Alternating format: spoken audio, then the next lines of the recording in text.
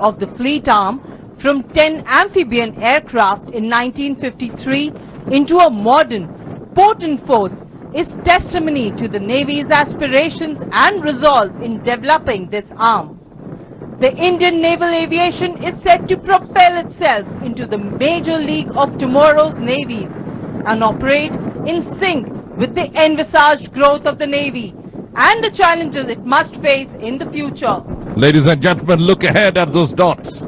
We shall now witness the naval air prowess as we commence with the fly past, which shall be led by Flag Officer, Naval Aviation Rear Admiral Philippos G. Painamutil, Ativishi Seva Medal, Nausena Medal, and the helicopter is co-piloted by Commander Pranay Kumar Pandey, Flight Commander of 321 Flight.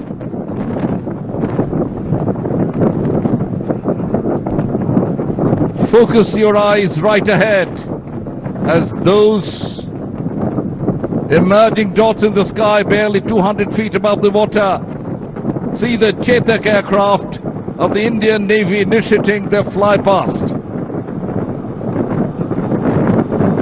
You would notice the Chetak helicopters of the Indian Navy elegantly displaying the national flag and the naval ensign as an aerial salute to the Supreme Commander.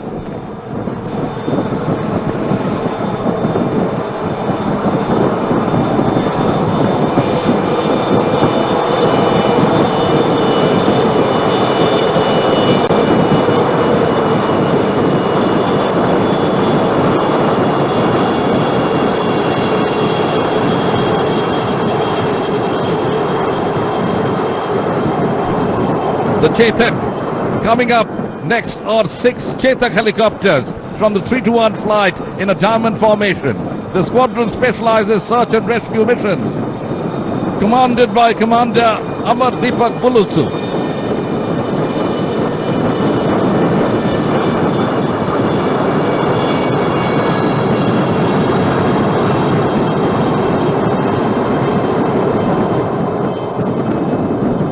अभी आपके सामने आने वाले हैं guardians अत्याधुनिक हल्के helicopter. यह बहुआयामी हेलीकॉप्टर एक भारतीय रचना पर आधारित एवं भारत में निर्मित है। देवियों और सज्जनों, देखिए 3 ध्रुव एरोहेड फॉर्मेशन में कैप्टन अजय यादव के नेतृत्व में आपके बाईं ओर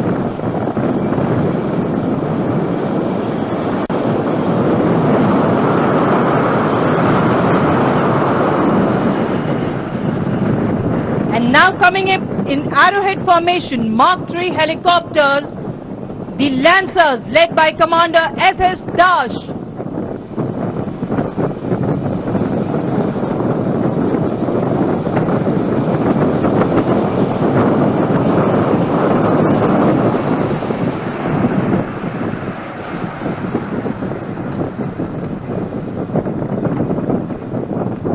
अब आ रहे हैं सीकिंग UH सारस। ये 3 सारस एरोहेड फॉर्मेशन में कमांडर हरदीप सिंह, कमान अधिकारी 350 स्क्वाड्रन के नेतृत्व में संचालित हैं।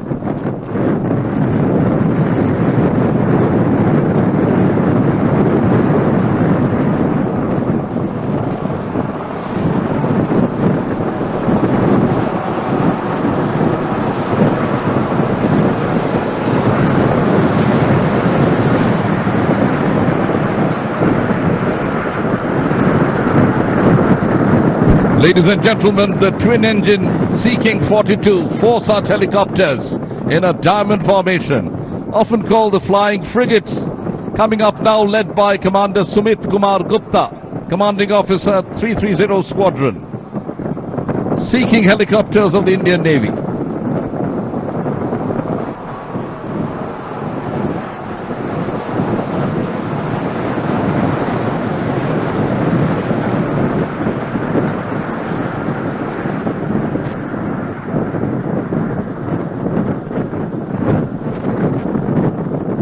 अब आ रहे हैं कमाओ 2831 ईगल हेलीकॉप्टर्स। ये 3 ईगल्स एरोहेड फॉर्मेशन में कमांडर हरिचरण के नेतृत्व में आपके बाईं तरफ दिखाई देंगे।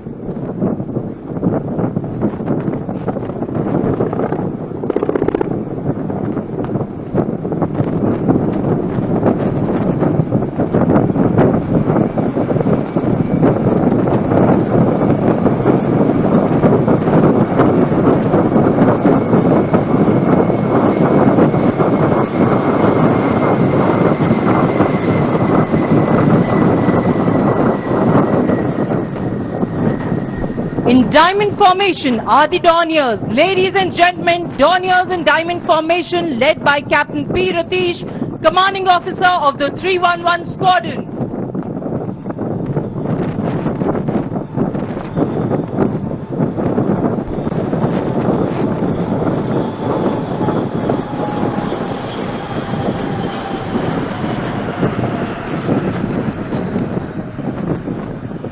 Ladies and gentlemen, coming up next are the 3 Iron Dorniers of the 550 Squadron from INS Garuda in an arrowhead formation. INS Garuda is the premier training establishment for naval aviators undergoing conversion for maritime reconnaissance operations. The formation is commanded by Captain Arjun Menon.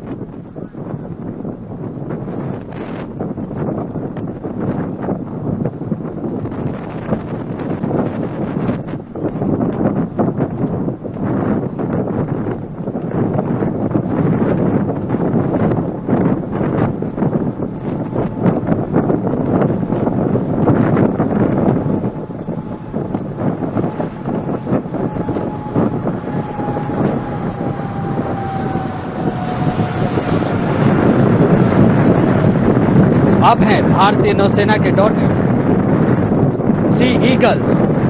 अभी आप 2 सी eagles को जो 313 squadron से जिसका नेतृत्व कर रहे हैं कमांडर कुणाल डे, आपकी बाईं ओर देखेंगे।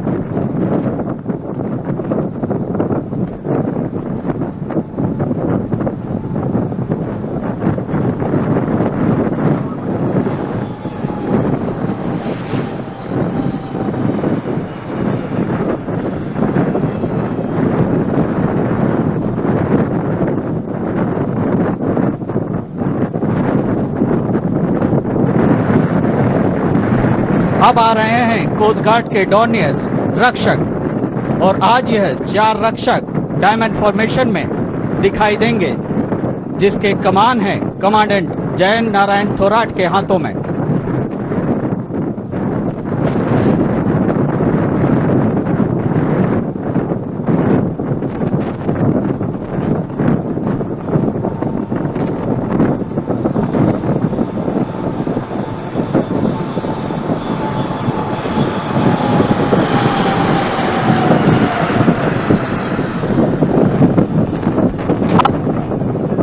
Is the maritime patrol aircraft equipped with multiple sensors and weapons.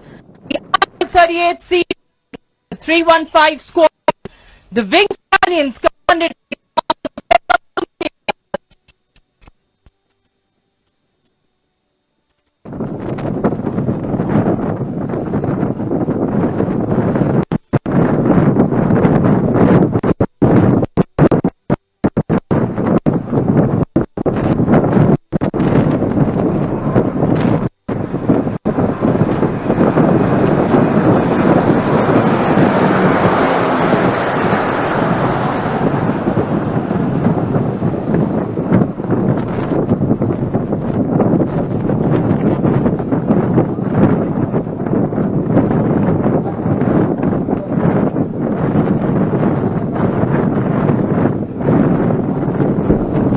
बारहवां प्रेसिडेंट फ्लीट रिव्यू विशाखापट्टनम शहर जिसकी मेजबानी कर रहा है और अब अपने अंतिम चरण की ओर अग्रसर है ये फ्लीट रिव्यू। हेलीकॉप्टर से ये विशेष दृश्य, विहंगम दृश्य बंगाल की खाड़ी के आप तक पहुंच रहे हैं। एक के बाद एक जो पोत हैं प्रेसिडेंट यॉट उनके सामने से गुजरता हुआ, और हमने शुरुआत में देखा एक के बाद एक जो जंगी जहाज हैं जो कि भारतीय नौसेना के बेड़े में शामिल हैं, उनका आगमन होता रहा। और डेक पर मौजूद जो कैडेट्स हैं उन्होंने राष्ट्रपति महोदय को स्मार्ट सैल्यूट पेश किया, और समय फ्लाई पास्ट में फॉर्मेशन एल्बेट्रॉस वायु विचरण करते हुए ये उन्नत विमान जो कि हमारे देश की नौसेना की जो वायु शक्ति है उसका प्रदर्शन करते हुए नजर आ रहे हैं। और जो प्रेसिडेंट यॉट है INS सुमित्रा, INS सुमेधा उसके ठीक पीछे, और उसके पीछे INS सावित्री, वहां पर न केवल माननीय राष्ट्रपति श्री रामनाथ कोविंद, रक्षा मंत्री श्री राजनाथ सिंह, राष्ट्र की प्रथम महिला श्रीमती सविता कोविंद, आंध्र प्रदेश के राज्यपाल विश्वभूषण हरिचंदन उपस्थित हैं, साथ ही अन्य विशिष्ट अतिथिगण भी मौजूद इस फ्लाई पास्ट का अवलोकन करते हुए, वायु विचरण करते हुए formation Phantom.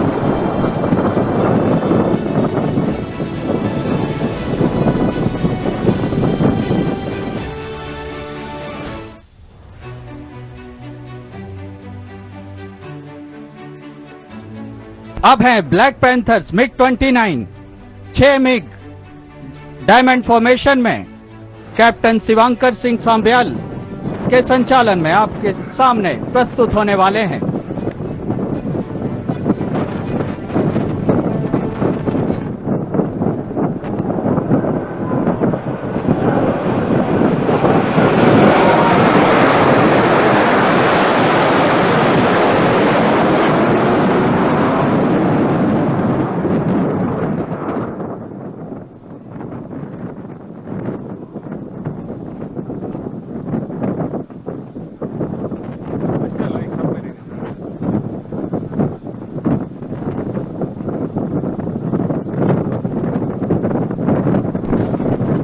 Ladies and gentlemen, we now approach the mobile submarine column.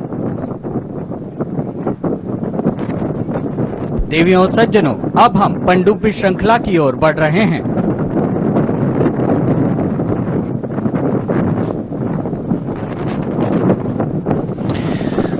बारहवां फ्लीट रिव्यू अपने उरूज पर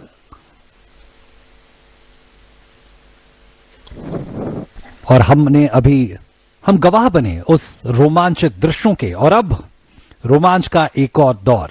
आईएनएस वेला भारतीय नौसेना में शामिल कमीशन किया हुआ नवीनतम पनडुब्बियों में से एक स्कॉर्पियन क्लास का ये पनडुब्बी आईएनएस वेला, और आईएनएस वेला भारतीय नौसेना की नवीनतम कलवरी श्रेणी की पनडुब्बी है जो प्रोजेक्ट 75 के तहत 6 सबमरीनों की श्रृंखला में है। समुद्री गोताखोरी की विशेषता रखते हुए इस पनडुब्बी की गिनती समूचे विश्व में होती है। खास बात यह है कि इसकी स्टील्थ क्षमता, यानी इसे दुश्मन के रडार पकड़ नहीं सकते, इस तरह की तमाम तरह के डिजाइन इसमें शामिल हैं, तमाम तरह की खूबियां इसमें शामिल हैं। आईएनएस वेला का नेतृत्व कर रहे हैं कैप्टन अनीश मैथ्यू। आईएनएस वेला स्कॉर्पियन श्रेणी की पनडुब्बी, फ्रेंच डिजाइन, लेकिन इसका निर्माण मुंबई के मशगांव डॉकयार्ड में किया गया है। कलवरी श्रेणी की सबसे पहली पनडुब्बी साल 2017 में इंडक्ट की गई थी, आईएनएस कलवरी। और खास बात यह है कि आईएनएस कलवरी भारतीय नौसेना के सबमरीन आर्म्स की पहली पनडुब्बी थी जो साल 1967 में भारतीय नौसेना का हिस्सा बनी थी। On your screens, mobile submarine column. The first submarine in the mobile column is INS Vela. We saw that a while back. Right now you can see presidential yacht INS Sumitra. INS Vela is a recently inducted and made in India Kalvari class submarine. And as we're getting you these live visuals of the 12th President's Fleet Review, fleet reviews have been traditionally held on the western seaboard of India, but IFR 2016, that was the last edition, was a massive show of strength, and this is only getting bigger from there. Fleet reviews, this edition is witnessing the participation by ships, submarines, aircrafts, to emphasize actually, OP, the three-dimensional nature of Indian Navy, Indian Coast Guard, and we must also tell our viewers the government research vessels and Indian-owned or flagged merchant ships are also on display, paying respects to the Supreme Commander of Armed Forces, the Honorable President of India.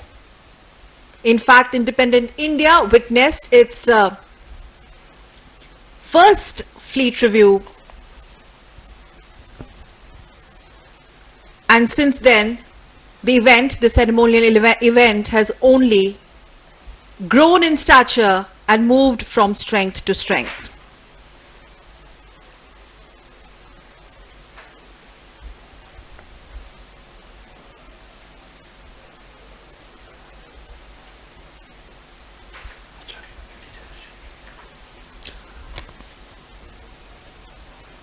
Special Operations Unit on the eastern seaboard, which is the designated airborne hub of the Indian Navy. The unit is mandated to conduct special operations utilizing airborne insertion techniques over land and in water in a precise manner.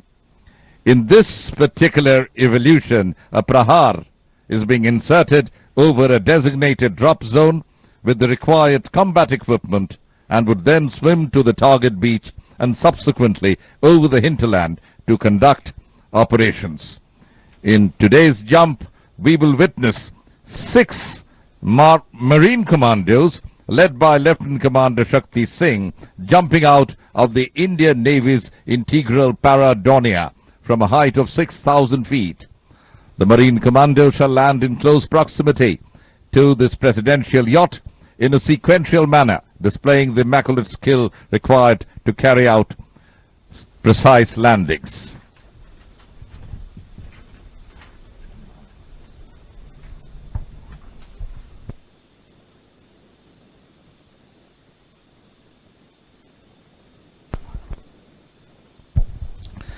The 6 commandos led by Lieutenant Commander Shakti Singh are Davinder, POCD, followed by Amresh, Lieutenant Commander Mrityunjay Kumar, Anup Singh, POCD, and finally Puran Singh, POCD. And there we see our first jumper has landed in water and the second one is about to follow.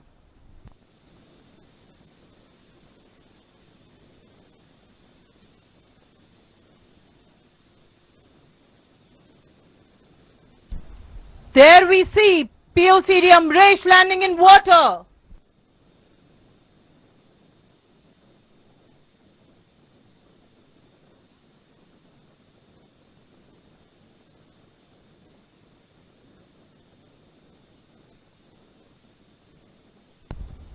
And a third para jumper, Lieutenant Commander Mrityunjay Kumar.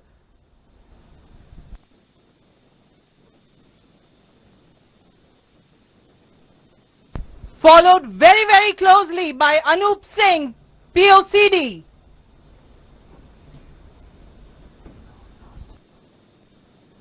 And finally, Puran Singh, POCD. Ladies and gentlemen, please give them a big round of applause.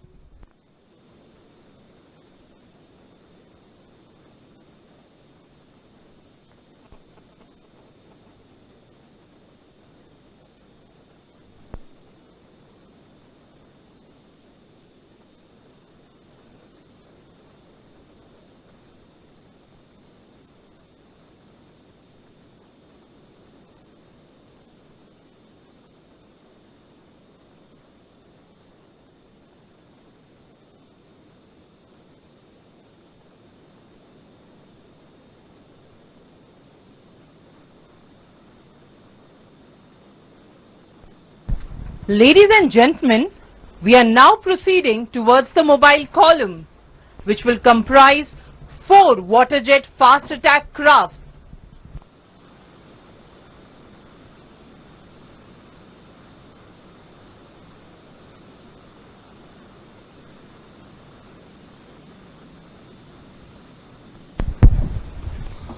Azadi Ka Amrit Mahotsav, an initiative of the Government of India to commemorate 75 glorious years of progressive India and its rich history, diverse population, magnificent culture and great achievements was set in motion on the 12th of March 2021, which started a 75-week countdown to our 75th anniversary of independence and will end post a year on the 15th of August 2023. Swarnim Vijay Varsh is another initiative of the Government of India to commemorate the 50th anniversary of India's victory in the 1971 war. The Swarnim Vijay Varsh celebrations began by the lighting of the victory flame on the 16th of December 2020. The victory flame was lit from the eternal flame of the National War Memorial, signifying the bravery of the soldiers of the war. Since then, the victory flame has travelled across the length and breadth of India, and a large number of commemorative events were conducted during the journey. आजादी का अमृत महोत्सव भारत सरकार की एक पहल है जो प्रगतिशील भारत के 75 साल और इनके लोगों, संस्कृति और उपलब्धियों के गौरवशाली इतिहास मनाने के लिए है। आजादी का अमृत महोत्सव भारत की सामाजिक, सांस्कृतिक, राजनीतिक और आर्थिक पहचान के बारे में प्रगतिशील सभी चीजों का एक अवतार है। आजादी का अमृत महोत्सव की आधिकारिक यात्रा 12 मार्च 2021 को शुरू हुई, जब हमारी स्वतंत्रता की 75वीं वर्षगांठ के 75वें सप्ताह की उल्टी गिनती शुरू की और 15 अगस्त 2023 को एक वर्ष के बाद समाप्त होगी।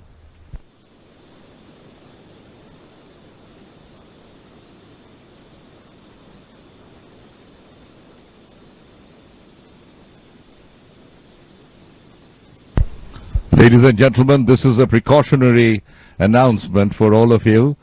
Because of the very heavy winds, you are requested not to go towards the edge of the ship.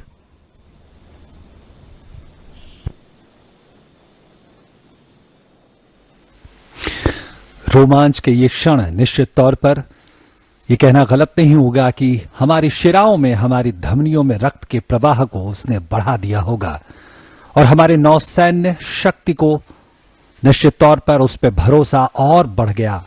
और शायद इसीलिए ये कहना होगा, नौसैनिक तुझे नमन, ओ सागर के शूर शुभ्रताधारी प्रहरी, तुझे नमन, हे नौसैनिक तुझे नमन। आदित्य सिंधु का भरता तुझ में धीर, अदम्य उम्मीद किरण, सागर की वो अडिग शिलाएं कंपित होती तेरी हुंकारों से। सुनाती पवन वीर गाथा तेरी, सुरभित तुझ में ही वतन चमन। वीर सैनिक तुझे नमन, हे नौसैनिक तुझे नमन।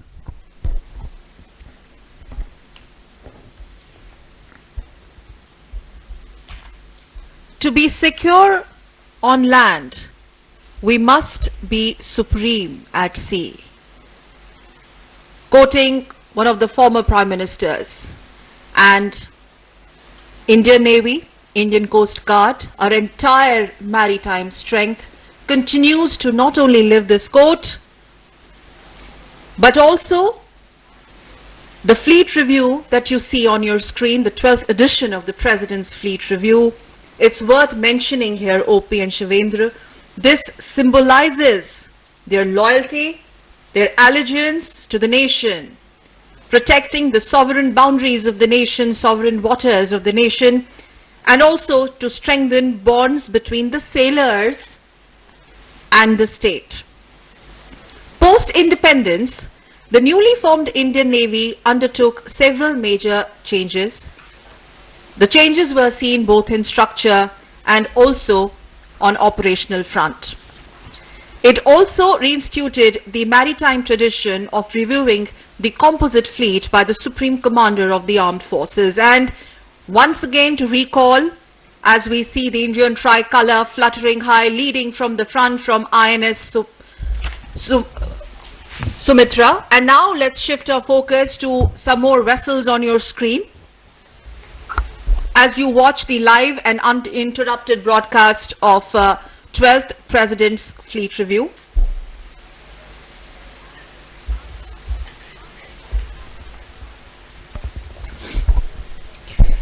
So, just to tell our viewers, the fleet reviews in India have been traditionally held in the Western Seaboard, but post-2016 it changed. 2016 was a massive show of strength on the East Coast, and now this being the 12th edition, only growing.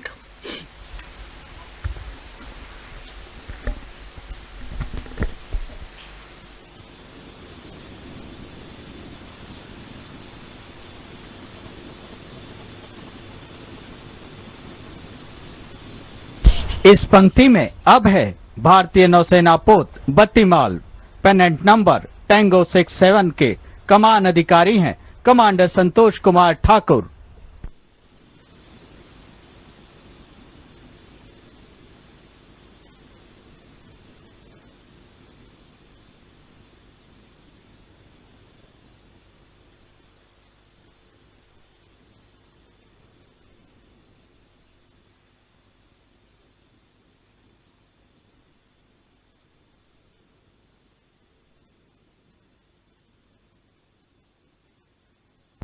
The third ship in the mobile column coming ahead is INS Bangaram with pennant number Tango 65, commanded by Commander Guru Prasad Patil.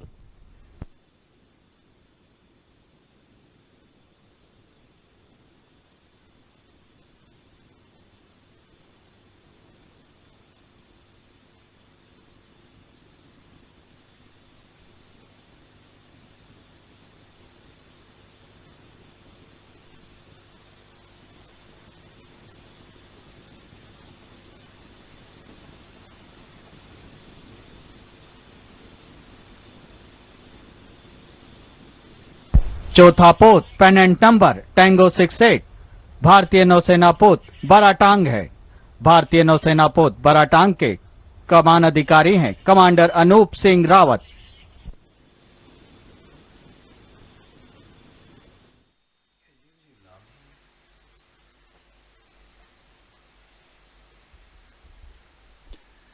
बारहवां president fleet review अपने अंतिम चरण की ओर अग्रसर, जिसके तहत अब से कुछ ही क्षणों पहले हमने देखा कि 4 जो पोत थे वो प्रेसिडेंट यॉर्ड उनके सामने से गुजरा और चौथा जो जलियान आईएनएस बारातंग था जिसके कमान अधिकारी थे कमांडर अनूप सिंह रावत। और ये हल्के सशस्त्र जलियान भारत की तटीय सुरक्षा में अहम भूमिका निभाते हैं। किसी ने कहा है तन समर्पित मन समर्पित और ये जीवन समर्पित। चाहता हूं देश की धरती तुझे कुछ और भी दूं, चाहता हूं देश की धरती तुझे कुछ और भी दूं। यही भावना आज सभी नौसैनिकों के मन में परिलक्षित हो रही है इस प्रेसिडेंट फ्लीट रिव्यू के दौरान, जब उन्होंने देश की सर्वोच्च सेनाओं के सशस्त्र कमांडर सर्वोच्च कमांडर राष्ट्रपति श्री रामनाथ कोविंद को स्मार्ट सैल्यूट किया, 3 जय के साथ उनका अभिवादन किया। प्रथम पंक्ति में माननीय राष्ट्रपति श्री रामनाथ कोविंद, राष्ट्र की प्रथम महिला श्रीमती सविता कोविंद, रक्षा मंत्री श्री राजनाथ सिंह, नौसेना अध्यक्ष एडमिरल आर हरिकुमार और आंध्र प्रदेश के राज्यपाल विश्वभूषण हरिचंदन उपस्थित। राष्ट्रपति महोदय जो कि जिनके कार्यकाल में 5 वर्ष के कार्यकाल में एक बार ये सुअवसर आता है, स्वर्णिम मौका आता है जबकि प्रेसिडेंट फ्लीट रिव्यू का आयोजन होता है। और हमारे देश के वर्तमान राष्ट्रपति श्री रामनाथ कोविंद के कार्यकाल में ये परंपरा आज बड़े गौरव, गर्व और बड़े आकर्षक तरीके से निभाई जा रही है विशाखापट्टनम में, जो कि नौसेना की पूर्वी कमान का मुख्यालय है। प्रधानमंत्री के शब्दों में अगर कहें तो ये आजादी का अमृत काल है और आजादी के अमृत महोत्सव के बाद आजादी के अमृत काल, जहां उम्मीद यही है, संकल्प और सिद्धि का पूरा सफर यही है कि हम कुछ नया लिखें, हम एक नया इतिहास, नया भविष्य लिखें। नौसेना अपनी पूरी गरिमामय इतिहास के बाद नया इतिहास लिखने को तत्पर दिखती है। नौसेना जिसने आज यह हमारे सामने रखा कि जितना गौरवमय इतिहास और वर्तमान हमारी सैन्य बलों का है, भविष्य उतना ही गौरवमय होगा। और इसी भरोसे को एक बार फिर से आज इस फ्लीट रिव्यू के माध्यम से स्थापित किया जा रहा है। मुझे याद आता है 75 वर्षों का नौसेना का वो गौरवमय इतिहास जो हमें उत्साहित करता है।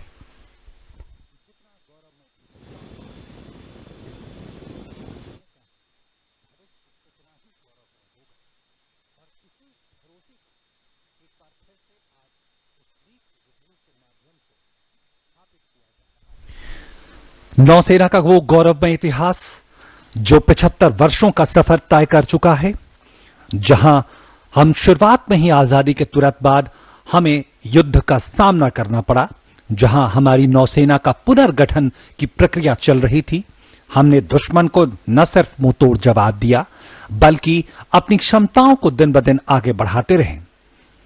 हमें याद आता है 1965 का वो भारत पाक युद्ध, जहां पे भारतीय नौसेना ने पाकिस्तान की आपूर्ति श्रृंखला को ध्वस्त कर दिया। हमें याद रखना होगा 1971 में भारत पाकिस्तान युद्ध का और उस दौरान ऑपरेशन ट्राइडन, जिसने कराची बंदरगाह को ध्वस्त कर दिया, नेस्ते नाबूद कर दिया। और उस वक्त जो पूर्वी पाकिस्तान है वहां इस तरह की ब्लॉकेड की, इस तरह से घेराबंदी हमारे नौसेना ने की कि पाकिस्तानी सेना टस से मस न हो सकी, आपूर्ति श्रृंखला नष्ट हो गया और नतीजा 16 दिसंबर 1971 को हमने एक अभूतपूर्व विजय हासिल की। हमारे सैन्य बलों ने भूगोल बदल डाला दुनिया का, और उस स्थिति को, उस जीत को, उस महाजीत का आज हम जश्न मना रहे हैं स्वर्णिम विजय दिवस के तौर पर। और आज नौसेना अपने उस गर्व को याद रखती है। हमें याद आता है कारगिल युद्ध 1999 का, जहां ऑपरेशन तलवार के जरिए हमारी नौसेना ने एक बार फिर से उसी इतिहास को दोहराया और जीत में एक महत्वपूर्ण भूमिका निभाई।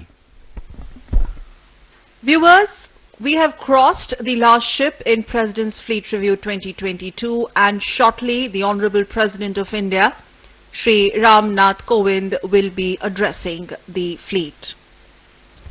And we once again take this opportunity to recall Indian Navy's glorious past, its legacy. Post-independence, the newly formed Indian Navy undertook several major changes, several major challenges as well, which were seen both in structure and also on the operational front. It then reinstituted the maritime tradition of reviewing the composite fleet by the Supreme Commander of the Armed Forces, that's the President of India. The maiden review of the Indian composite fleet was taken by our first Honorable President, Dr. Rajendra Prasad, on 10th October 1953. Dr. Rajendra Prasad on 10th October 1953, and since then our maritime strength has never ever looked back. Something which started with the review of total of 30 ships and 6 aircrafts. They were reviewed in a display of might by the nascent Indian Army then.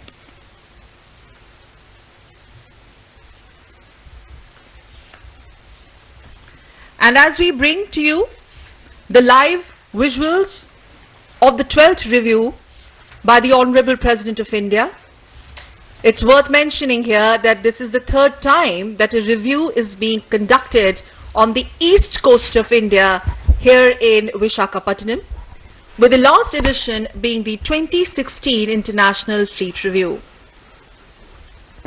It's history in making, multitude of significance attached to the event, and we all are part of this history in making.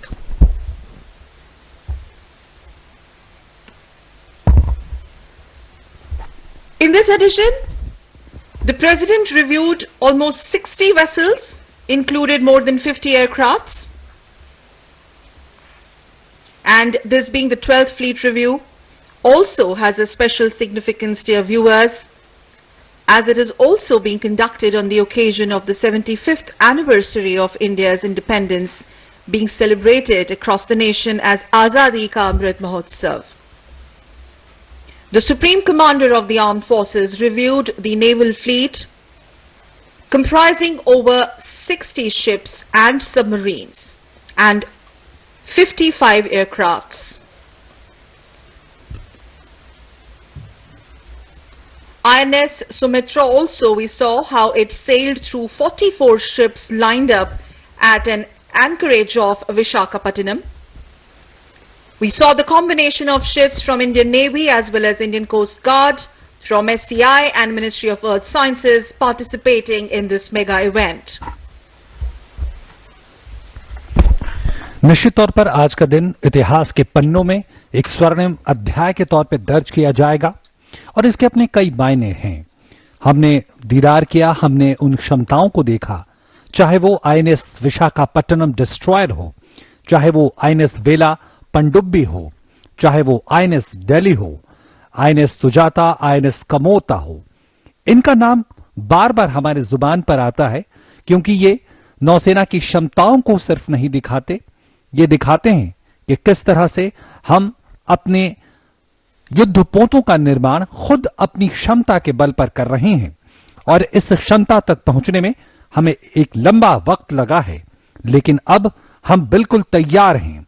और आज जैसा कि INS Visakhapatnam हमारे नवीनतम destroyer में से एक है, जिसे पिछले साल ही नौसेना में कमीशन किया गया, उसमें ये क्षमताएं हैं जिसमें हमने देखा 75% से ज्यादा तमाम सामग्री स्वदेशी है, जो हमारी क्षमताओं को सामने रखती है। आज हम अपने बल पर मेक इन इंडिया और आत्मनिर्भर भारत को आगे बढ़ा रहे हैं। आईएनएस वेला उसका एक उदाहरण, जिसका दीदार भी हमने किया, पूरी दुनिया ने किया। We also saw the Honorable President reviewing the Indian Naval Air Arm in a display of spectacular flypast by several helicopters and fixed-wing aircraft. In the final stage of the review, we saw how a mobile column of warships and submarines steamed past the presidential yacht. Rare display also showcased the latest acquisitions of the Indian Navy. Furthermore, several enthralling waterfront activities that you saw live on your screens a while back, including parade of sails, colorful sails. We saw search and rescue operations, live demonstrations at seafront. We also saw aerobatics by our Hawk aircrafts and water para jumps by the elite marine commandos.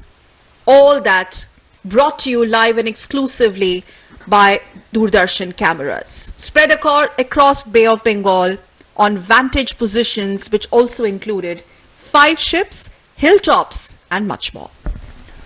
Doordarshan देश के लोक प्रसारक की भूमिका में सदैव तत्पर रहा है, मुस्तैद रहा है, और आज का दिन 12वें प्रेसिडेंट फ्लीट रिव्यू का मौका बंगाल की खाड़ी में नए आयाम स्थापित करता हुआ, अगर हम इस महाआयोजन के आप तक दृश्य पहुंचाने और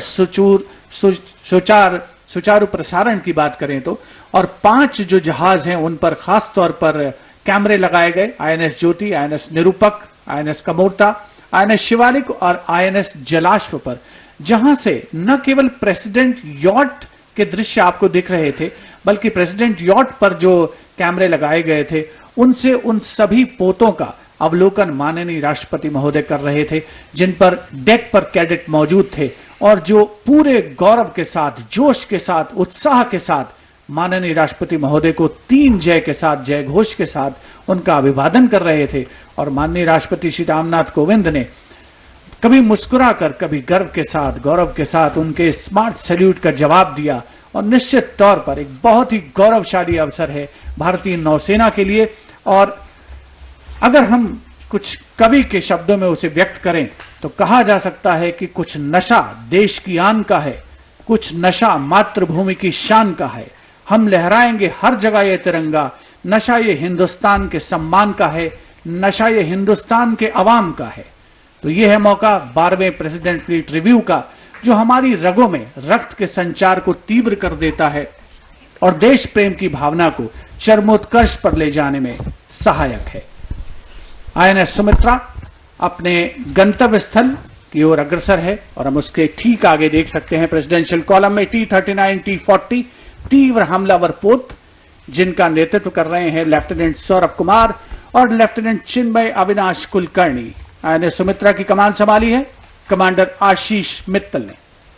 INS Sumitra presidential yacht on your screens, indigenously designed naval offshore petrol vessel built at Goa shipyard, commissioned in 2014, accomplishing several successful missions in her service life, and the most notable worth mentioning anti-piracy patrol in Gulf of Aden in 2015, wherein she was diverted for Operation Rahat.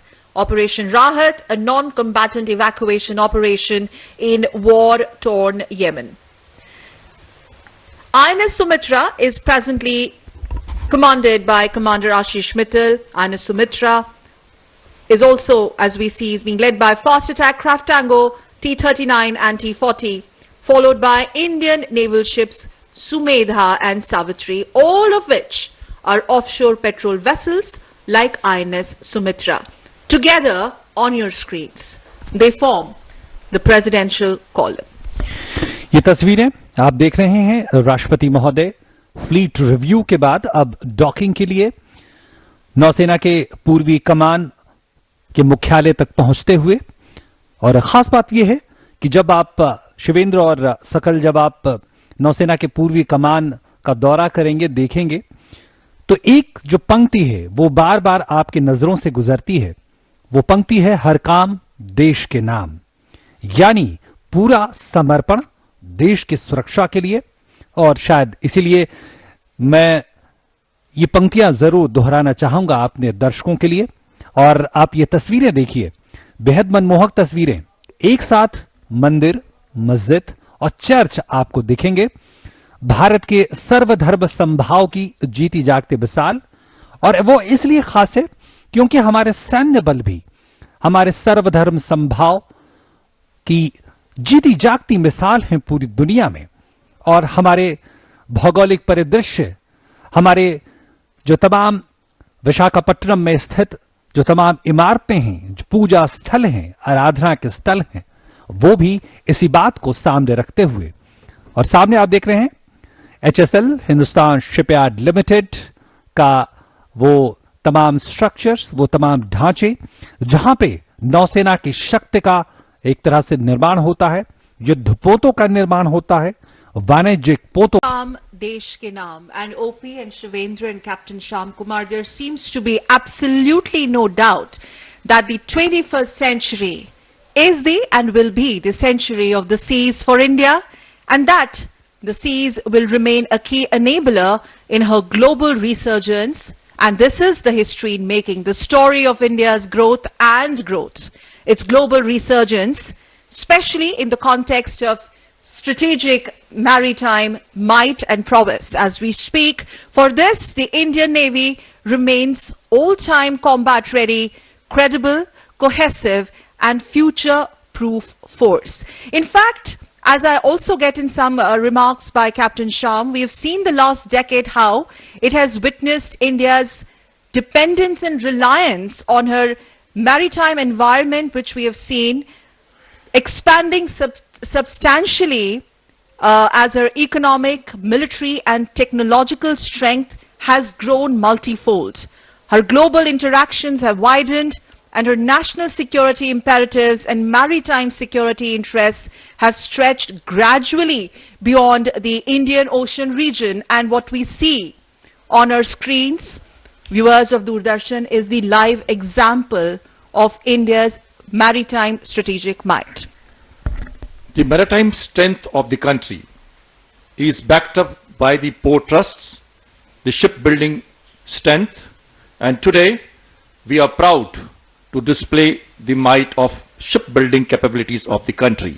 Sumitra, Sumedha, Savitri, Vishakhapatnam, Sayadri, Satpura, Sivalik, corvettes, LSTs, tankers, and the aircraft carrier in making at Cochin Shipyard Limited, the Hindustan Shipyard Limited, the Mazagon Dock Limited, GRSC, all this is backing up the strength of the maritime capabilities of the country. The Indian Navy today, more than 150 vessels, 300 aircraft, and 67,000 plus active personnel is gearing up to take challenges at far-flung areas at sea. Indian Ocean is being visited by many navies. The Indian Navy, with its diplomatic reach and the concern for the security of the islands and the choke points, strategic areas of interest, is day by day growing for taking a posture which will be befitting our interests tomorrow. The exercise Malabar, the exercise Milan, which is going to take place at Vishakhapatnam just 2 to 3 days from now, are all indicative of these developments.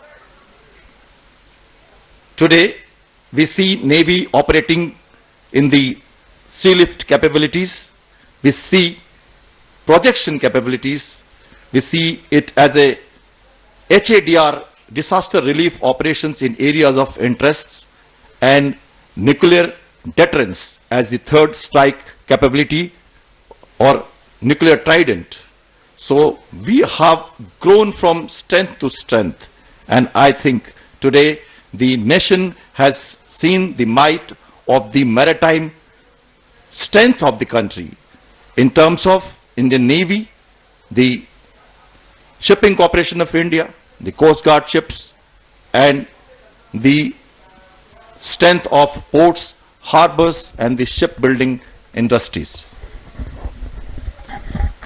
भारतीय नौसेना जिसने 75 वर्षों का जो समय रहा है उसमें तमाम नए आयाम स्थापित किए हैं, चाहे वो युद्ध के समय की स्थिति हो या युद्ध से परे की स्थिति हो, चाहे वो राहत या बचाव अभियान हो, या फिर अगर आधुनिकीकरण की बात की जाए और उसमें स्वदेशीकरण का समावेश हो, आत्मनिर्भर भारत की परिकल्पना माननीय प्रधानमंत्री श्री नरेंद्र मोदी की, उसे मूर्त रूप देने की बात हो, भारतीय नौसेना ने हमेशा ही सदैव महत्वपूर्ण भूमिका निभाई है, अग्रणी भूमिका निभाई है।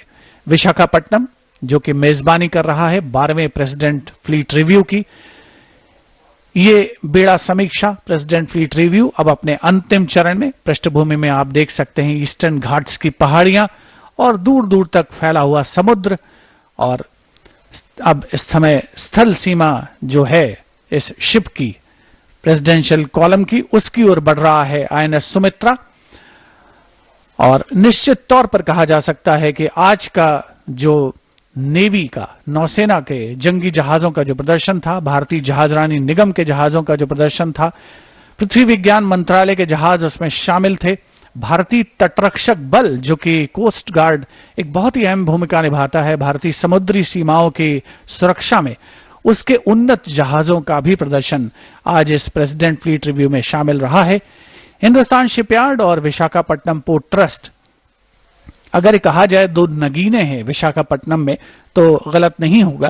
पूर्वी तट पर सबसे प्राचीन शिपयार्ड है हिंदुस्तान शिपयार्ड लिमिटेड, और साथ ही विशाखापट्टनम का जो बंदरगाह है उसकी बहुत महत्वपूर्ण भूमिका है अगर आर्थिक दृष्टि से भी बात की जाए। और इंडियन मैरीटाइम जोन में जो भूमिका निभाता है ये बंदरगाह, वो न केवल आर्थिक दृष्टि से महत्वपूर्ण है बल्कि सामरिक दृष्टि से भी उसकी महत्वपूर्ण भूमिका कही जा सकती है। हिंदुस्तान शिपयार्ड लिमिटेड 1941 में सिंधिया स्टीम और नेविगेशन कंपनी के अंश के रूप में परिचालित हुआ था और आज सार्वजनिक क्षेत्र का एक उपक्रम है। और उसी तरीके से विशाखापट्टनम पोर्ट ट्रस्ट भी सार्वजनिक क्षेत्र का उपक्रम है। आईएनएस सावित्री शान से आगे बढ़ता हुआ प्रेसिडेंट फ्लीट रिव्यू का अंग बनते हुए आज बहुत ही शानदार अंदाज में जिसका परिचालन हुआ, और प्रेसिडेंट यॉट ने एक के बाद एक जो पोत तैनात थे समुद्र में, स्टैटिक शिप्स, उनको पार किया और परंपरागत अंदाज में इस सिलसिले को आगे बढ़ाया।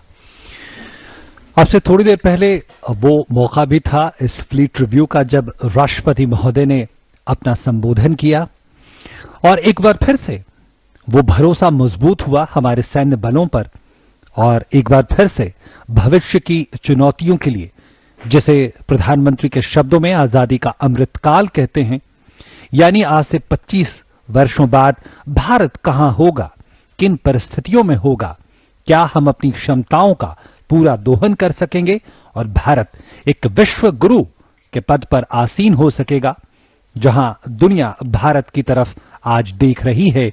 और इस अमृतकाल में हम अपने तमाम क्षमताओं को नए स्तर पर ले जाएंगे। इसलिए आज का फ्लीट रिव्यू इतिहास का वो हिस्सा जो हमारे गौरव के इन पलों को बढ़ाता है, हमारी शिराओं में, हमारी धमनियों में गौरव और ऊर्जा का संचार बढ़ा देता है। और हमें यह समझना होगा कि नौसेना क्यों बेहद जरूरी है, क्यों बाकी सैन्य बलों से इसकी भूमिका महत्वपूर्ण हो जाती है, क्योंकि हमारे आर्थिक हितों को नौसेना न सिर्फ सुरक्षित रखता है बल्कि आश्वस्त करता है कि भारत की आर्थिक प्रगति निर्बाध रूप से आगे बढ़ती रहेगी।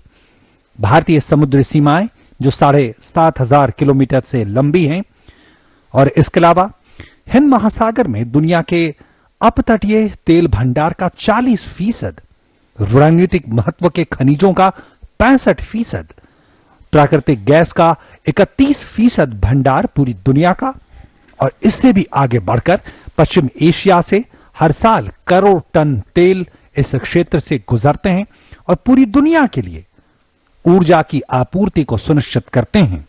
हमारी नौसेना ने एक बार फिर से उस सुरक्षा के एहसास को आगे बढ़ाया है, समृद्ध किया है कि जब तक हमारी नौसेना मौजूद है, हमारे आर्थिक हितों को कोई नुकसान नहीं पहुंचा सकता, हमारी ओर आंख नहीं उठा सकता।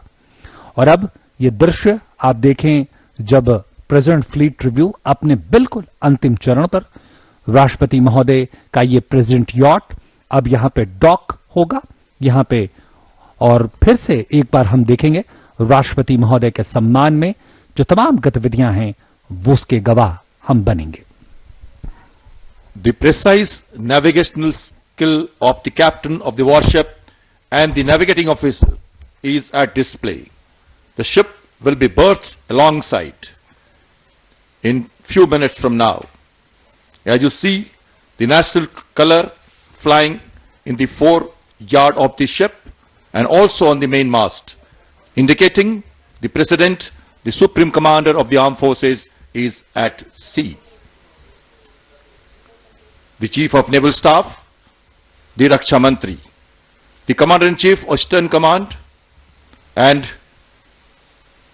various dignitaries on board the warship of the President's yacht now coming alongside after reviewing the fleet. The 150 men guard and ceremonials of President's coming alongside is going to be observed soon. The ship has been modified for this day, and deck, the awnings, which is a retractable one, is being specially made for the day.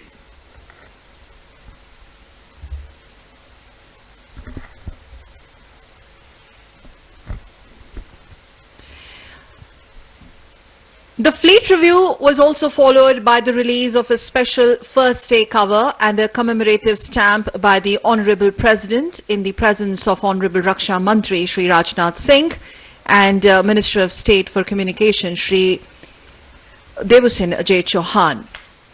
Today we saw a mighty display showcasing the latest acquisitions of the Indian Navy.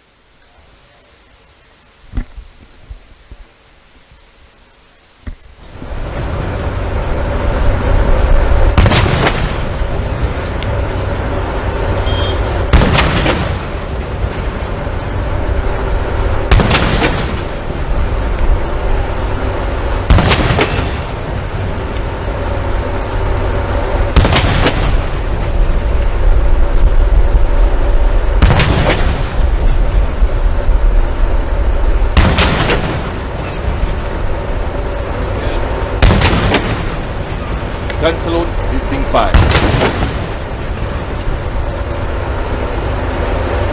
Honorable President of India receiving 21 guns live on your screen. The presidential yacht will now secure alongside and the Honorable President will disembark a short while from now.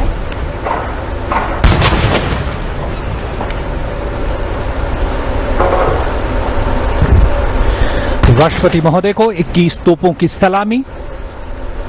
राष्ट्रपति महोदय के सम्मान में राष्ट्रपति महोदय जो सशस्त्र बलों के सर्वोच्च कमांडर हैं, और आज एक अविस्मरणीय ऐतिहासिक पल नौसेना के इतिहास में जुड़ गया, भारतीय सैन्य बलों के इतिहास में जुड़ गया, भारत के इतिहास में जुड़ गया, जो ये बताता है कि हम सुरक्षित हैं। आकाश की ऊंचाइयों से लेकर सागर की गहराइयों तक हम आश्वस्त हैं। 12वां फ्लीट रिव्यू, तमाम गणमान्य लोग आज इस मौके के गवाह बने और टेलीविजन के जरिए, हमारे सीधे प्रसारण के जरिए पूरी दुनिया में लोग इसके गवाह बने। यहां मौजूद गणमान्य व्यक्तियों की बात करें तो आज हमारे साथ राष्ट्रपति महोदय के अलावा आंध्र प्रदेश के राज्यपाल माननीय विश्व भूषण हरिचंदन जी मौजूद थे, रक्षा मंत्री राजनाथ सिंह, रक्षा राज्य मंत्री Ajay Bhatt,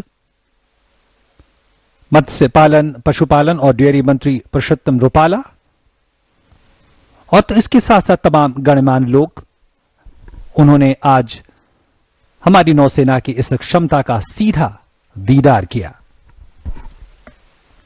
We also saw ships at anchorage ceremonially dressed, adding much charm to these spectacular visuals from Visakhapatnam, Shivendra. Overall, with various naval flags in full regalia during the day and during the morning session today.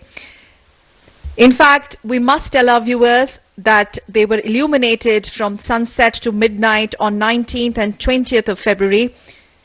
And this was something which was witnessed by the citizens of Visakhapatnam from the beachfront. Concluding moments of the 12th President's Fleet Review.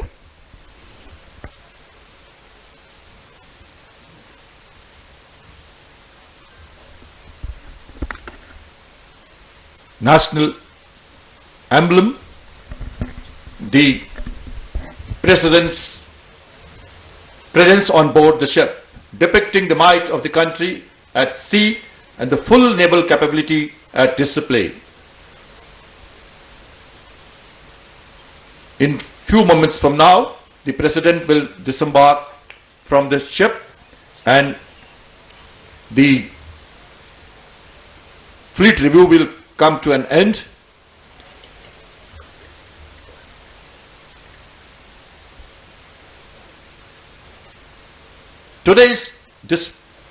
The maritime capabilities of the country was at display. The aircraft which participated were from various air stations of the country.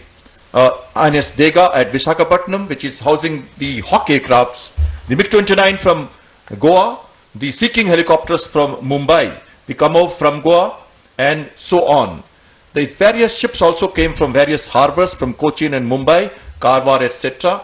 And they all were rehearsing day and night for this day to be successful and very, very worth watching maneuvers that we saw during the entire review by the President was really a splendid display of the strength of the maritime capabilities of the country. 12वां president fleet review अपने अंतिम चरण में पहुंच चुका है। कुछ ही समय के उपरांत माननीय राष्ट्रपति श्री रामनाथ कोविंद INS सुमित्रा से प्रस्थान करेंगे, उतरेंगे। आज का दिन परिचायक है भारतीय नौसेना के स्वर्णिम इतिहास का। इतिहास जो गौरव गाथा है भारतीय नौसैनिक के शौर्य की, स्वाभिमान की, त्याग और बलिदान की। क्योंकि त्याग न होता यदि जीवन में उल्लास न होता, मानव मानव ही रह जाता, मानव का इतिहास न होता। नौसेना ने उस इतिहास के महान शिल्पकारों को आज का ये महाआयोजन समर्पित किया है प्रेसिडेंट फ्लीट रिव्यू के रूप में। और निश्चित तौर पर जो कुल मिलाकर अब तक 11 फ्लीट रिव्यू इससे पहले आयोजित हुए थे, उनमें आज एक सुनहरा अध्याय जुड़ा है। थल सेना अध्यक्ष जनरल मनोज मुकुंद नरवणे वार्तालाप करते हुए रक्षा मंत्री श्री राजनाथ सिंह से, और अब से कुछ ही क्षणों पहले हमने देखा कि माननीय राष्ट्रपति श्री रामनाथ कोविंद, राष्ट्र की प्रथम महिला श्रीमती सविता कोविंद डेक पर मौजूद, प्रेसिडेंट यॉट पर मौजूद विशिष्ट अतिथिगणों से बातचीत करते हुए नजर आ रहे थे, अपने अनुभव साझा कर रहे थे। आज के इस खास दिन को सभी ने अपनी यादों में पिरोया है और भारतीय नौसेना की जो सामरिक शक्ति है, जो उन्नत तकनीक का समावेश है, जो आधुनिकीकरण की प्रक्रिया है, उसका अवलोकन किया है।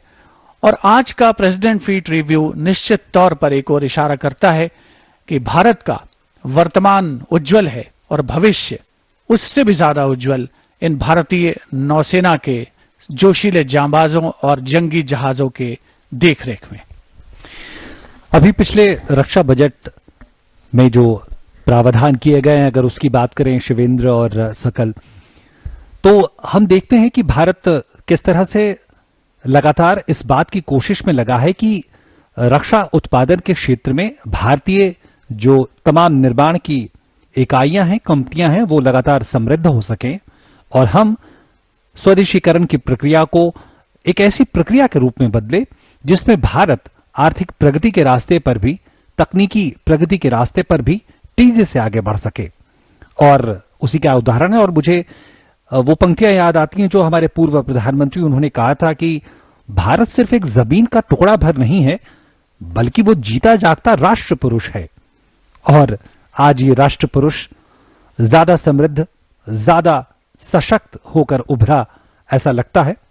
और उसकी एक बानगी हमने देखी आज फ्लीट रिव्यू में, जब हमने उन जहाजों, उन युद्धपोतों के दर्शन किए, उनकी क्षमताओं को देखा जो बताती हैं कि हम अपने दम पर आत्मनिर्भरता को आगे बढ़ा सकते हैं। और इसीलिए शायद यह कहना होगा कि आओ भारत को आत्मनिर्भर लिखें, शब्द लिखें, आवाज लिखें, आओ एक नया आगाज लिखें, अजर लिखें, अमर लिखें, आओ भारत को आत्मनिर्भर लिखें, खास लिखें और आम लिखें, स्वर्णिम भारत का पैगाम लिखें। Live visuals from INS Sumitra. Concluding moments of the 12th edition of the President's Fleet Review. Honorable President, Honorable Raksha Mantri, and various other dignitaries are going to be disembarking from INS Sumitra. And the Fleet Review, needless to say, OP and Shivendra, how beautifully it has symbolized our Navy's loyalty, allegiance to the nation, and strengthening bonds between the sailors and the state. And to conclude, I'm reminded of these few lines from Kelly Roper, and this is our dedication to our men in uniform. A call to duty is sent out, and the strong and the brave reply. They do it for love of country, so there's never a need to ask why. They leave behind all that they love, their families, their homes, and their lives, because to preserve these precious things is the goal for which each soldier strives. So God bless our troops, the courageous women and men who fight to make sure the bells of freedom peal again. Nostalgic moment for me as a veteran naval officer. Same jetty, same place. Many years ago, I was inducted into the Navy as a naval pilot and started my career of naval aviation at INS Dega, which was Naval Air Station those days. And now, the Eastern Naval Command, starting from a very noble beginning of INS Sarkar to the headquarters of Eastern Naval Command, has come a long way. Ships, aircrafts, and submarines, all together, 3 dimensions were at display today, and we have seen the naval capabilities backed up by the strength of our shipbuilding capabilities.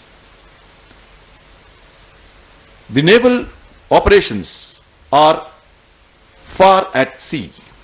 The coastal defense, the surveillance at sea by the maritime patrol aircrafts, all are constantly keeping our islands and our exclusive economic zone, which extends 200 nautical miles from the coastline, a vast area of interest for the country, which needs to be constantly guarded and kept under surveillance. These are being done by the naval ships, coast guard ships, and also the merchant ships, which remain our inputs for gathering and acquiring maritime domain awareness. 12वां president fleet review अपने साथ बहुत सी यादें छोड़ करके जा रहा है और तमाम जो नौसैनिक इस फ्लीट रिव्यू का हिस्सा बने हैं, जिसमें वरिष्ठ अधिकारी शामिल हैं, जिसमें सेलर्स शामिल हैं और जिसमें बहुत से ऐसे लोग शामिल हैं जिन्होंने प्रत्यक्ष या परोक्ष रूप से इस आयोजन को कामयाब बनाने में, सफल बनाने में महत्वपूर्ण भूमिका निभाई है, उन सभी के लिए ये एक यादगार मौका है, अविस्मरणीय अवसर है, कभी ना भुलाने वाला मौका है। और सफलतापूर्वक परिणति पर पहुंचता हुआ 12वां प्रेसिडेंट फ्लीट रिव्यू विशाखापट्टनम को तीसरी बार यह सौभाग्य प्राप्त हुआ प्रेसिडेंट फ्लीट रिव्यू की मेजबानी करने का। और वायुसेना अध्यक्ष, नौसेना अध्यक्ष और थल सेना अध्यक्ष यानी तीनों सेनाओं के प्रमुख रक्षा मंत्री श्री राजनाथ सिंह, रक्षा राज्य मंत्री श्री अजय भट्ट, केंद्रीय मंत्रिमंडल के सदस्य श्री पुरुषोत्तम रूपाला आज इस मौके पर मौजूद रहे। साथ ही विशिष्ट अतिथिगण, विदेशी राजनयिक सभी आज के इस महाआयोजन का हिस्सा बने हैं और सभी ने अपने आप को गौरवान्वित महसूस किया। भारतीय नौसेना की जो गौरवशाली परंपरा है वो आज बड़े शानदार अंदाज में विशाखापट्टनम में निभाई गई है और समुद्र की लहरों को चीरते हुए जब जहाज, जंगी जहाज आगे बढ़ते हैं तो देशवासियों में उत्साह का संचार करते हैं कि हमारी सीमाएं, समुद्री सीमाएं सुरक्षित हैं, महफूज हैं और इसीलिए हम चैन के साथ रह सकते हैं, आगे बढ़ सकते हैं। विदेशी राजनयिक और वरिष्ठ अधिकारीगण आज के इस 12वें प्रेसिडेंट फ्लीट रिव्यू का हिस्सा बने हैं, वो डेक पर मौजूद हैं और राष्ट्रपति महोदय का जो काफिला है, जो कैवलकेड है, वो पूरी तरीके से मुस्तैद तैयार है। माननीय राष्ट्रपति महोदय कुछ ही समय के बाद प्रस्थान करेंगे INS सुमित्रा से। Just to recall, Honorable President of India, the Supreme Commander of Armed Forces, reviewed the naval fleet comprising over 60 ships and submarines and almost 55 aircrafts. The live visuals of which were brought to you by Doordarshan cameras spread across Bay of Bengal on various ships, 5 ships and numerous vantage positions. This is the live broadcast and the concluding moments of the 12th Fleet Review, and has a special significance to reiterate that it is being conducted on the occasion of the 75th anniversary of India's independence, being celebrated across the country as Azadi Ka Amrit Mahotsav across the nation. Viewers, in a moment from now, as we stay with these live visuals, Honorable President will be disembarking along with the other dignitaries. The INS Sumitra on your screens with the First Lady, accompanied by Honorable President's daughter, and various other dignitaries following suite will be actually disembarking the INS Sumitra. Finally, in a moment, bringing curtains down to the 12th edition of President's Fleet Review. The President, when he embarked on the presidential yacht, it sailed through 44 ships supremely lined up at anchorage of Visakhapatnam. All that was brought to you live by Doordarshan on your screens. As the First Lady disembarks INS Sumitra, Honorable President, The ship is considered a lady and she is given the regard of a lady. Ship's husbandry is the maintenance of the ship, that is called. And when the President disembarks, you see the piping of the side by the sailors and the commanding officer, the Chief of Naval Staff, the Commander-in-Chief Eastern Naval Command are saluting the President when he is walking through the gangway of the ship. और अब राष्ट्रपति रवाना होते हुए president fleet review का अब एक अंतिम चरण में अब हम हैं। राष्ट्रपति महोदय वापसी कर रहे हैं और इस समय हमें याद रखना होगा कि ये हमारे सैन्य बलों के आधुनिकीकरण, सशक्तिकरण और उसके साथ साथ हमारे देश के सशक्तिकरण की अनवरत प्रक्रिया लगातार चल रही है। और इसी कड़ी में अब से कुछ दिनों बाद अगले 25 तारीख को मिलन अभ्यास, जिसमें करीब 50 देशों की नौसेनाएं यहीं नौसेना के पूर्वी कमान मुख्यालय और बंगाल की खाड़ी में जमा होंगे। और वो एक उस प्रक्रिया के तहत भी संदेश यही होगा कि हमारी सशक्तिकरण की ये प्रक्रिया, हमारे सैन्य बलों के सशक्तिकरण की ये प्रक्रिया लगातार आगे बढ़ रही है, जिसमें सौहार्द और सामंजस्य और सहयोग की एक कभी न रुकने वाली परंपरा भी शामिल है। आज संदेश विशाखापट्टनम के इस तटीय शहर से यही पूरी दुनिया को गया है कि कोई भी चुनौती हो, हम तैयार हैं, कोई भी परिस्थिति हो, हम मुस्तैद हैं, हमारे सैन्य बल, हमारी नौसेनाएं मौजूद हैं और नौसेना अपने तीनों आयामों के जरिए लगातार सशक्तिकरण की प्रक्रिया को, आधुनिकीकरण की प्रक्रिया को आगे बढ़ा रही है। चाहे समुद्र का तल हो या समुद्र के नीचे की चुनौतियां हो या फैला हुआ आकाश हो, नौसेना तत्पर और तैयार है। यह आजादी का अमृतकाल है दर्शकों, और हम लगातार कुछ नया और बड़ा लिख रहे हैं और यह कहना है कि नए भारत नया इतिहास लिख रहा है। जन गण मन संग वंदे मातरम गान लिख रहा है। मर्यादा का राम कृष्ण का गीत, कृष्ण का गीता ज्ञान कुरुक्षेत्र संग्राम लिख रहा है।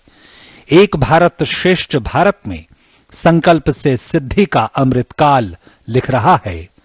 जन गण मन संग वंदे मातरम का गान लिख रहा है।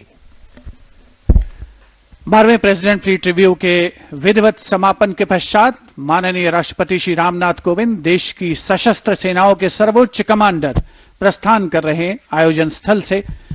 12वें प्रेसिडेंट फ्लीट रिव्यू की भव्यता आशा और उम्मीद की नई लहरें जगा रही है और माननीय राष्ट्रपति महोदय के प्रस्थान के उपरांत गुजरात आंध्र प्रदेश के राज्यपाल श्री विश्वभूषण हरिचंदन INS सुमित्रा से प्रस्थान कर रहे हैं। उनके साथ रक्षा मंत्री श्री राजनाथ सिंह और अन्य विशिष्ट अतिथिगण। आज का 12वां प्रेसिडेंट फ्लीट रिव्यू तीसरी मर्तबा जिसका आयोजन हुआ विशाखापट्टनम में, आंध्र प्रदेश का विशाखापट्टनम शहर, जो कि एक बहुत ही खास आयोजन का आज गवाह बना है और जिसने भविष्य के लिए नई उम्मीदें जगाई हैं। भारतीय नौसेना भारत की 7,516 किलोमीटर की जो समुद्री तटरेखा है उसकी रक्षा में पूरी तरीके से मुस्तैद है, चाक चौबंद है, तैयार है और सुसज्जित है।